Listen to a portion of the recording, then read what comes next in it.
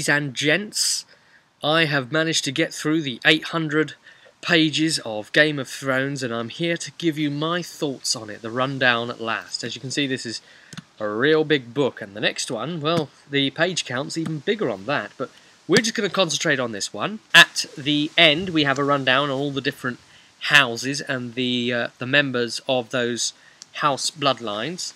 The beginning of the book's really nice because we get maps of different sections of the known current world. We kick off into a prologue and then off we go. Now, obviously the reason this book has got all of the attention it's gotten recently, even though this came out in 1996, the TV series took off really as big as it did and really gave this the license to do what it could do.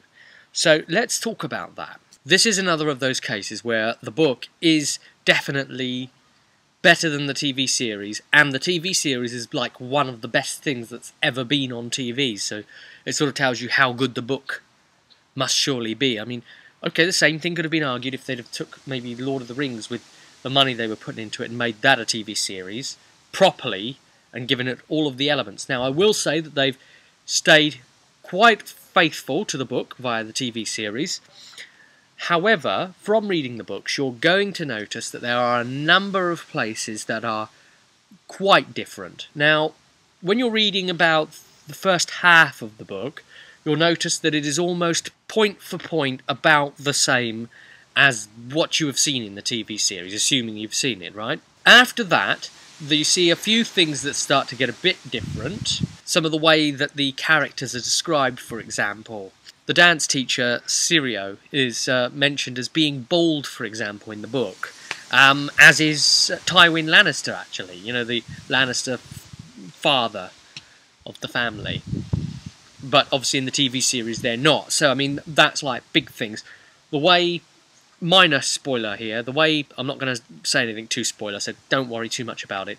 Eddard Stark's injury, the way it comes about, is different to the way it comes about in the TV series. Again, trying to not be too spoilerific, but those of you that have seen the TV series, you'll know the way that happened. Well, it happens completely different here. There are a whole number of other things, yeah, around like the Khal Drogo thing and the Khaleesi. There's a number of differences occurring there, and with a novel, you've got a chance of it being more intricate, more detailed, more involved, and obviously the differences are that you don't just try and read from the brilliant, albeit brilliant, actors' expressions and their lines. You actually get a lot of the internal thought process, the way they think about what they're saying as well, how they're feeling, what they were thinking, and then what they say. But overall, they've kept it quite true to it, and they haven't monkeyed around too much. But then again, there are things that really do quite then monkey up. A lot of the differences are probably to do with budget. That's what I would say. This is just my guess from reading the book and seeing the series. For instance, the way that Tyrion Lannister, the imp, the dwarf, is like put out of his battlefield scene in the TV series, that happens completely different here. He's riding on his horse in this, and he very much gets to take part in the battle. All of the battles themselves, you know, the proper battlefield clashes, we get to find out more what happened, not just, oh, it's over and this is what happened. We get to find out the events of the battle and how the fighting went on and things. It's a lot more detailed. The way they've had Tyrion skip the battle in the TV series like that and was really disrespectful to the character, really, the nature of what Tyrion actually went through in the books. For those of you that watched the TV series and loved it, I would say you definitely need to read the book because it is better, more involved, more detailed. It gives you exactly what you had in the TV series, but more. I didn't find it unreasonable to read through it again, even though I knew a lot of what was coming, mostly all of what was coming. It was still a pleasure to experience a second time around, because the way George R.R. Martin's writing goes through your inner reading senses, runs through your brain as you read, it is seamless to take from the page to you. Really, it is truly what you could call a page turner. So much so that you can see the corner of this page is starting to turn up a bit. It's been loved, overly loved, you see. Now the reason this has happened is because when I've been away and having to stay away, I've been taking this book away with me, right? Packing it into something and putting it in a carrier bag to try and protect it.